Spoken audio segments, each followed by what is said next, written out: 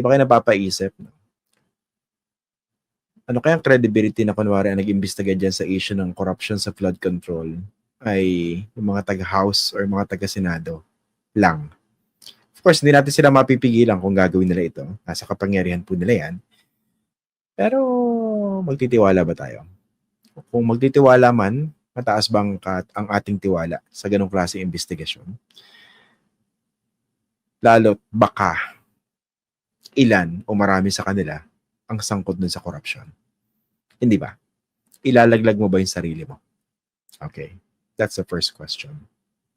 Pangalawa, I hope by this time nare-realize po ninyo natin mga kababayan, ng mga walang hiyang mga korap na mga politikong ito at ang mga taong nasa gobyerno na nagpapakasasa at naghati-hati dito sa limpak-limpak na salapi ng mga walang hiyang nangungurakot na ito.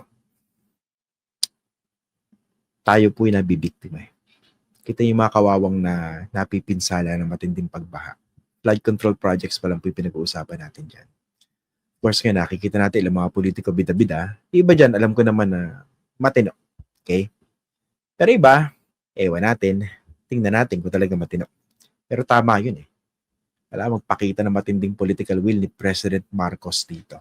At dapat meron siyang malinis, maayos na plano, framework dito sa kanyang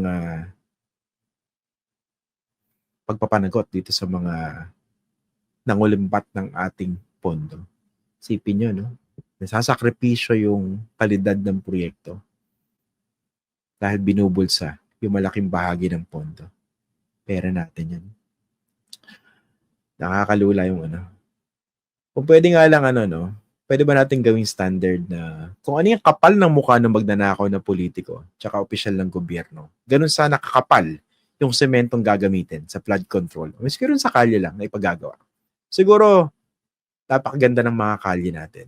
At siguro tapos na yung baha dito sa ating bansa. Yung problema ng baha. No? Again, kung gagamitin na standard, yung kapal ng mukha ng mga walang hiyang mga politikong ito, yun yung gagamitin na kapal ng semento na gagamitin para doon sa mga proyekto. Nakakabuisit, no? Ito syempre hindi naman, I don't expect to mga politicians na ito na magising. No? Pero minsan, I don't know. Ilang luxury watch ba yung kailangan yung bilhin? Ilang luxury vehicles, sports cars, Ferrari, helicopter, yate. Ilang mansion ba yung kailangan nyo? Para masabing, okay na ako. Magnanakaw ako, pero okay na ako. Sapat na itong nanakaw ko. Problema parang walang kabusugan. Alam niyo yung insatiable greed. Yung satiety level, off the charts. Ang kapal ng mukha.